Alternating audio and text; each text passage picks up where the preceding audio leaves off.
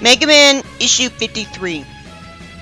Mega Man uses Rush Jet to fly. He runs over to Gutsman and he laughs at him. Mega Man says Gutsman called him saying he needed help with the Robot Masters, and he says that he only needed help unloading them to put them in the new Robot Museum. He thanks Mega Man and tells him to relax. Mega Man wonders if he wanted there to be a problem because he got too used to fighting. I already read a story in Archie Sonic where Sonic was bored and restless without the main villain to fight anymore. But it's barely impressive now when it's doing it the exact same way, and it doesn't make any sense when Mega Man does it. Mega Man was originally designed to just be a helper robot. Why would he ever miss fighting at all when all he ever did when in character was complain about it? And somehow, Concrete Man and Gutsman are still mistreating each other, when they're supposed to have gotten past that. And for no reason, Gutsman calls him Drippy. It made more sense as a nickname for Kitsunami. This just makes IDW look even less original. I find their banter really boring. It only gets interesting when they start talking about what they want to happen to them when their warranties run out. This references that stupidly forced plot point in a later game about robots having expiration dates, even though there's absolutely no practical reason for it whatsoever because it costs money to have them replaced when they're doing fine jobs, and they have the free will to start rebelling. Or maybe they can only rebel if Wily reprograms them, and so they're forced by their programming to be fine with this. I read on TV tropes people wondered if Wily was the reason for the expiration dates, but that's stupid. He'd be just as likely to take over a Robot Master with or without the expiration date. Are they assuming it would take a really long time for him to find out about a Robot Master? Because that's just unrealistic. Of course he would have found out about Dr. Cossack's robots right away. He knew him. After one says he'd rather be recycled later, and another says he wants to be put on display, because screw just getting yourself repaired, Mega Man asks how they could talk about being decommissioned like that. Which seriously makes me confused, because why is he able to be against the expiration date law when they aren't? In the game with the expiration date law, he was fine with this. He and Roll actually wondered why robots were able to be against the expiration date law. It could make sense because he was programmed to be obedient to the law. Concrete Man says that tools break, as if it'd make any sense that he would be shut down instead of simply repaired. Gutsman puts his hand on his shoulder, reassuring him that he'll live a long time because his function is to be Dr. Light's son and then legacy after he dies. Mega Man says every life is precious, and somehow Gutsman says they're not alive, just lifelike. How in the world is he not programmed to agree with Mega Man on this when Dr. Light was the one who programmed him?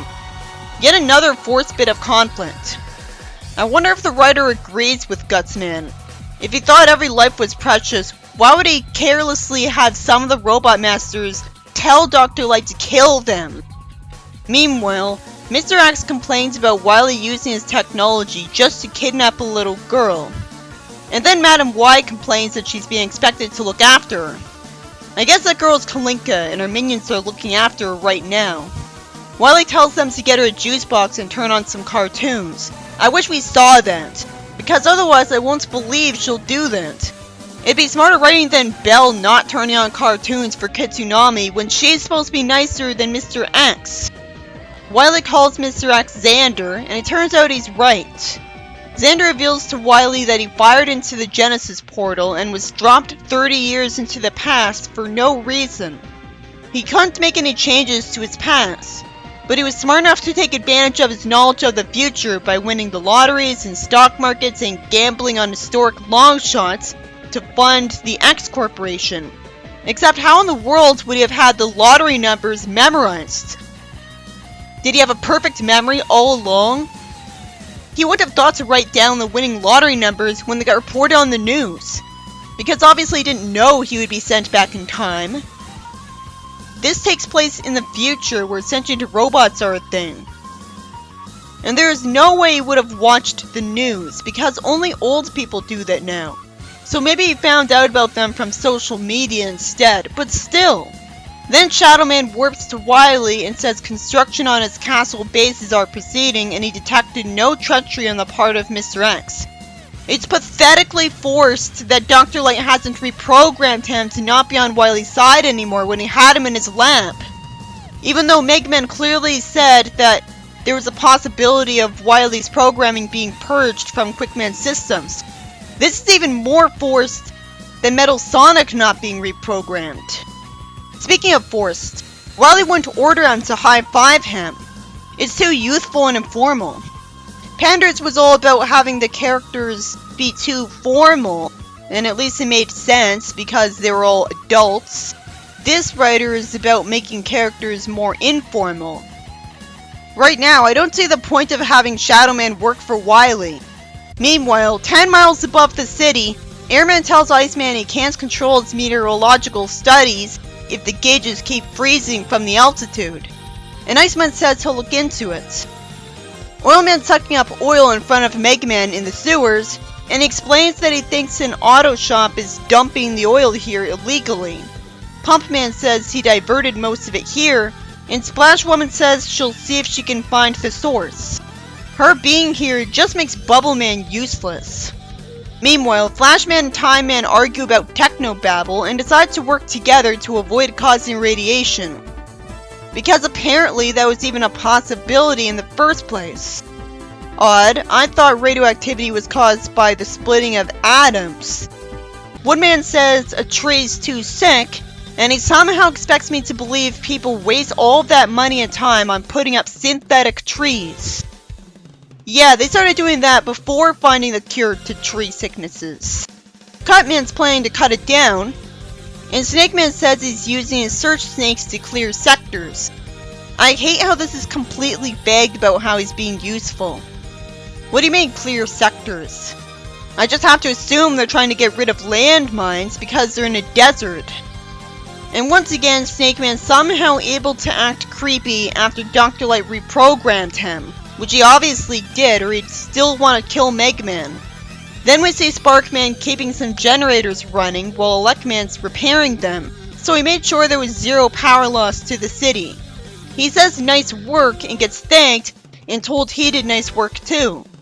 Mega Man talks to Fireman who's working at the waste processing center, and naturally Lampshade's being unable to feel fulfilled without fighting when he hates it. Fireman reassures him and gets thanked, and he says he'd be fine with it if they hung out more. Yeah, Archie Sonic definitely did this better, because when Sonic had this kind of talk, I actually cared enough to talk about what Rosie said. Then there's a flashback where Dr. Light looks a lot younger despite talking about the humble beginnings of Light Labs. Wily wonders why Dr. Light's even talking to him after he hit rock bottom, and gets reassured. That was a waste of time. Dr. Light calls Roll dear and Mega Man high-fives Otto, and Roll hugs Mega Man who thanks her. She asks him if everything's alright because he was gone all day. Mega Man says he's gonna give up his armor and Mega Buster. Dr. Light eventually puts his hand on his shoulder and says he's proud of him, gets thanked and called Dad, and then Otto tells them they need to see Dr. Cossack ruin his reputation on a TV broadcast because Wily forced him to with the kidnapping of his daughter. So why didn't Mr. X just use Mr. Cossack instead of Wily? What a complete idiot. Surely could have looked up where he lived. You'd think Mr. Cossack would be talking with wooden acting that everyone would see through, and he'd claim that was the best acting he could do no matter how many takes there'd be. He says he's sending out Robot Masters to defeat Mega Man. Sadly, nobody says that he's got terrible acting. Dr. Light's smart enough to be suspicious because Cossack is too humble for this and wouldn't put Kalinka at risk. What does he mean by Kalinka's at risk? He should say at risk of being taken away by child services, because that's the only risk. Roll immediately believes him that he's not just another evil roboticist, and Mega Man puts back on his armor with his mind. He gets apologized to, welcomes Eddie to the team, and I'm just bored that right after Worlds Unite it's going straight into another game adaptation. We all know the plot of that game. When most comic buyers aren't buying a comic from a famous franchise, which of course means it isn't appealing to them, either it's doing something wrong, or it's something it's not doing. I know exactly why the comic got cancelled now. It's most of the potential consumers getting bored by seeing Cossacks' announcements and cancelling their subscriptions, either permanently, or just until the adaptation ends, while assuming there'd still be a comic for them to go back to. But they didn't know how few people wanted to see Eggman 4 again. Maybe some people thought the adaptations were what most came to the comic for, but the cancellation right after a new adaptation started proved that wrong. If someone wanted to see the plot of a game again, he'd watch a Let's Play of that game. It wouldn't have been cancelled if it had an original arc, so it would have a point with something to offer. There's a reason original hooks are used in marketing, and people are getting cynical of nostalgia pandering. The last adaptation was so uncreative it was forgettable and redundant, and it took forever. And it's not like Worlds Unite satisfied fans of creativity, because all it did was old ideas and everyone thought it was padded out. So when most consumers are dying for creativity, now's not the time for this. Eggman issue 54. It starts with Proto Man doing some self-reflection, where he somehow thinks he didn't have a purpose when he was living with Dr. Light, even though I saw him sweeping, so clearly he was his lab assistant. He thinks that all of his anger was misplaced, and the writer teases us, having him think that it might be time to go home, when we all know he's not going to do that right away. God forbid. There's fortunately a text box saying this takes place before issue 53. Then why wasn't it the story of that issue? He sees Shadow Man in the visor of his helmet, so he shoots at him, and Shadow Man eventually tells him he's not here to hurt him. He eventually tells him he's here to employ him for Wily. I hope Flynn's idea was that eventually he would tell Dr. Light that Shadow Man's still working for Wily, because it'd be stupid otherwise. So his thoughts in the first panel were just a misleading waste of time that make him going with him a little confusing. He'll do anything not to go home. Wily has a boring, predictable dialogue that's a waste of time, and eventually tells Proto Man to bring him Kalinka.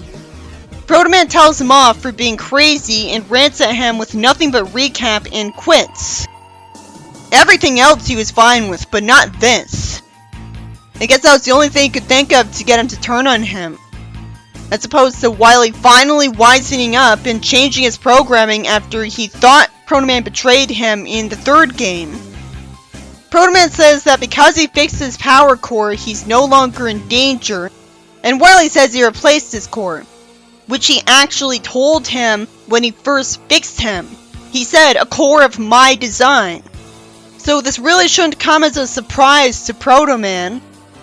Wily says that if he doesn't follow his every order, he won't maintain his systems, so when his core gives out, he'll explode as a nuclear bomb. It would have been more effective if he also said, Dr. Light would never know how to keep you from exploding. Because without him saying that, why doesn't he just tell Dr. Light to study his core so he could find out how to maintain them himself? He sure is paranoid if he still thinks he'd reprogram him when even Wily didn't. Why can't he at least leave a note at Dr. Light's door explaining what he learned about his core? Then there's a scene about Kalinka wanting to play a game with the kids at a playground, and she's told they're tired of playing that game. She wishes Pharaoh Man was here, which just draws attention to the fact that somehow no adult is supervising them, when this is long past the age of the trope of free-range children. She gets interested when seeing a robot bird and follows it to talk to Proto Man, who lampshades that she shouldn't leave the school grounds. You'd think there'd be a teacher patrolling the school grounds like in real life, who would immediately tell her to go back to the recess fields. And for all I know, it's rare, but in my school, the part of the recess fields where the kids were was furthest away from the exit to the school grounds, and it was facing a forest. So Proto Man wouldn't be able to be this close to her. She wouldn't be able to see him. And even if she could, there definitely would be a teacher supervising them if she's young enough that she still gets to go on the playground. That's one of the youngest age brackets. And he just has to be wearing a trench coat to make this creepier. She asks him how he controls his robot bird, and he says he'll show her and puts a bracelet on her. a teleport harness which warps her with him, even though humans were established to not be able to get teleported. But because Diabol's Ex Machina, wearing a bracelet magically solves the problem where being made of human stuff means you can't be teleported. Then Quake Woman says she'll help Vesper Woman with her botanical cataloging after she finishes writing down samples of rocks. Somehow, she doesn't know how she can find rocks interesting when it should be obvious she was just programmed to. So she leaves, and Proto Man apologizes to Quake Woman for being rude to her earlier, and says he doesn't know where else to go because she's the only one he ever talked to about anything. Except Mega Man, but I guess he means without shouting. She says she'll listen, and he starts angsting. Compared to him, Shadow the Hedgehog never angsts. But at least I can see Shadow's expressions on the rare occasion he has them. He says in an overly long-winded way that he's done things he regrets and become a danger. She puts her hand on his shoulder and says he could always go home as he just doubts her, but doesn't explain why, which he definitely needs to because he heard Dr. Light say he's welcome back home. Sadly, Vesper turns out to be here out of complete nowhere to cause further conflict, even though she was supposed to be gone. She insists on teasing her that he's her boyfriend. She's been nothing but annoying for no reason. And I'm supposed to like her just because she's her new sister, who of course was made in the hopes that interacting with her would restore Quake Woman to what she once was. That's delusional. She calls her jokes lame, and Proto Man wonders if Dr. Lowland would help him and asks to see her. He apologizes to her for before, and after some hesitation, he finally outright tells her about his unstable nuclear core. So he says he needs to know how far away he needs to go to protect everyone. Conveniently, Quake Woman says she's not reading dangerous levels of radiation, because apparently she has that power, as someone who works for a geologist.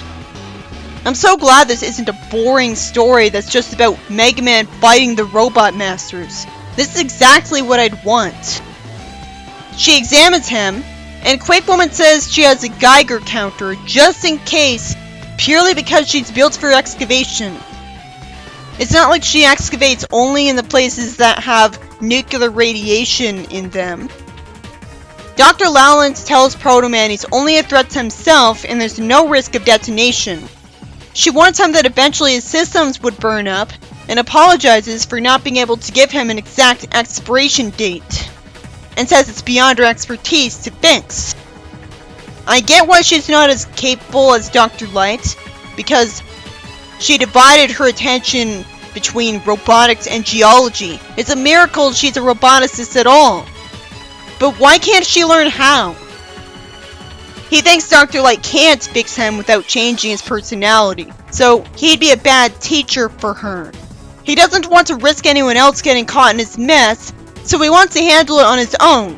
She puts her hand on his shoulder, and he apologizes for zoning out, and says he hasn't earned the right to ask anything of Dr. Light, even though he saved Mega Man's life. And made sure he had protective coding that ended up guaranteeing the entire world would be saved, saving billions of lives. You'd think people would lampshade how stupid he is here. He says he wants to earn it for himself, and I'm thinking he'll never feel that way if saving the lives of everyone on the planet isn't earning it enough. And begs her not to tell Dr. Light he's been here, or what he found out, because he doesn't want to worry him. All of a sudden. She says he really is his father's son. And he says he hasn't earned the right to that either. The story ends with them damaging his helmets in order to finally look how he's supposed to. Mega Man issue 55. Surprisingly, it starts out a week before Mega Man 4. The pacing of this comic is at the slowest it's ever been, because I thought it'd start the boring game adaptation an issue ago. Mega Man gets Time Man's power and uses it so the doctors can make adjustments to the time skimmer. The name of the machine's too vague for me to get invested in it. Mega Man's using Time Slow and Dr. Light and a scientist so they could adjust the tachyon flow. I wish I knew why they were doing that for the flow. What does this have to do with Dr. Light and his lab? Apparently he has literally nothing else he wants to do today. You'd think if he was bored, he would help out Noelle for a hobby. He hopes the gloves would protect them from the time particles, and he's told it probably won't. And he gets shocked by unrealistically pink electricity. And he sees into the future, seeing Dr. Cossack's supposed betrayal. Why doesn't he go tangible in the future at any point, when Xander did? There's a bunch of other pages showing the future too, which are a blatant waste of comic space relying on the appeal of fan service to make people care about them. If you didn't play any of those games, if you didn't even see them in Let's Plays, you're not gonna care about most of the issue. With how long this is going on, when it was never acceptable in the first place, it officially makes me wonder if the writer even wanted to write the Mega Man 4 adaptation. Even TV Tropes wondered that, because this comes off as him doing whatever he can to put it off. Not that I can blame him. But this is so pointless. We know he's gonna forget all of this because he was surprised by Dr. Cossack's announcement. This is officially a bad issue. It seems to be doing nothing but him doing very predictable commentary over the future of Mega Man. There's no reason he'd say the X-Series robots are alive without even hearing them talk. Because either he'd think the Robot Masters are alive too, or he wouldn't notice a single difference. All he does is state the obvious about what he sees. It doesn't even bother being interesting when he sees the XZ and Legend series. When I would have been impressed if he liked the idea that in the future humans and sentient robots would be more one the same, because that'd mean humans would be more likely to survive for a long time thanks to technology, and would have better lives. And you'd think he'd remark on what a huge coincidence it is that a family in the Legend series resembles his own. I thought the XZ series was a separate canon from everything else, not before the Legend series. The paramedics show up, and he thinks the visions are all fading away as fast as they came. And apparently the writer was too lazy to explain why. Xander remembers everything he saw in the future just fine. He was clearly hit by that same pink electricity. At least we finally get to see him wonder if he set humanity on a doomed course. But then he thinks that there's always hope. And he likes the idea that there will always be a Mega Man to protect them. Mega Man asks him if he's sure he's okay, as he has his arms around both of them. And he says he is, thanks to him. And I just have to assume the reason he somehow doesn't bother telling anyone what he saw before he'd forget when he knew he wasn't forgetting them was that he didn't want to worry anyone. So it's the same reason the supposed saint thinks it's okay to tell white lies, or not tell Mega Man a rule about Proto Man. And that's the end of it. The text box even says it's the final issue. So there's even less of an excuse because the writer knew it would be the last one and he didn't even try to progress the plot of the comic. With how bare bones the plot of Mega Man 4 is, I'm sure he could have gotten it done in one issue if he just recognized what padding was and got rid of it. Especially considering that Mega Man beats every Robot Master in one hit. You don't have to have boring banter between Mega Man and the Robot Masters, or have giant scenes where Robot Master is talking to himself. The Sonic Triple Trouble adaptation effortlessly showed off all the levels by having just one panel dedicated to each. They could have done that. This issue is about Mega Man taking a look at how all of the previous Robot Masters are being useful now, and feeling depressed that he can't help the entire world anymore by fighting robots. But somehow he doesn't just say that. He wasn't even smart enough to get that when even Sonic did. It's nice to see this, but I already read a story like that in Archie Sonic. The Sonic X comic did that, and even Sonic Boom did that. And it's about time Mega Man did.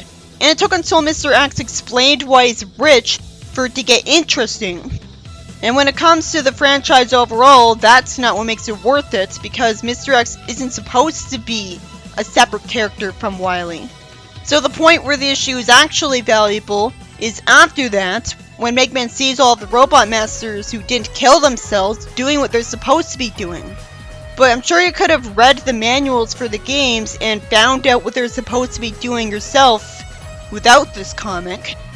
So aside from the originality with Mr. X describing how he got rich, there really is nothing here. Then it goes straight into starting the Mega Man 4 adaptation. This issue is about Proto Man being lied to by Wily that he'd blow up in a huge explosion without him maintaining his systems, which caused him to agree to kidnap Kalinka, which he does in a way that's so easy it hurts my immersion in the story. Because first off, there's no teacher patrolling the recess field to immediately tell her to get back on school grounds. I'm sure if Proto Man revealed who he was, we could have still had the story be plausible, because all the teacher would do is say, "Oh, Dr. Light's son. Okay, you can talk with her." I guess the real plot hole is that the playground of the recess field is so close to off-school grounds in the first place. And it was already established that only robots can teleport. So it feels like a Diabolus Ex Machina that he suddenly has a bracelet that can teleport humans, when there's no indication that Wily was working on that. It makes sense that he would, because he'd want to teleport himself away from Mega Man to avoid being arrested. Wait a minute, how in the world could he ever end up in jail then? Wouldn't he just use the bracelet to teleport away from Mega Man? I guess the logic is he's gonna get his bracelet broken. The point is, when did Wily have the time to make this bracelet? All he was ever focused on making was Robot Masters, and the big mechas that die in 2 hits. This couldn't have been how Kalinka was kidnapped in the game's canon, because if Wily could make a bracelet like this, it'd be so much less likely that he'd get put in prison. And that's what one of the games said happens to him. This issue was the most worthless one in the entire comic, because it's nothing but Dr. Light seeing the future. Just for him to somehow forget it all and not even have the decency to tell his friends about it. People didn't like Worlds Unite, and part of it was because they weren't shallow enough to be impressed by mere cameos all the time. So I'm hoping that this got the same reception, or that'd be hypocritical. The writer didn't even try with this one. If fan service alone makes someone call a story fantastic and perfect, he'd love this without any thought put into it.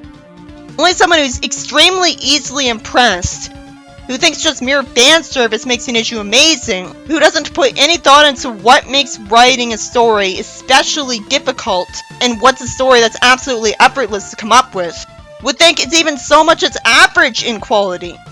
Most stories aren't like this for a reason. This barely counts as a new story, because the original content is just at the start and end, and we don't really learn what Dr. Light was doing here to begin with, when I'd never imagined that he'd help out in the Kronos Institute at all. He just has the most predictable commentary ever over the future of the series. This is such a sad issue to end the comic on. A pointless story that shows they learned nothing from Worlds Unite. I thought it'd at least show the start of the Mega Man 4 adaptation, and it didn't even meet that expectation.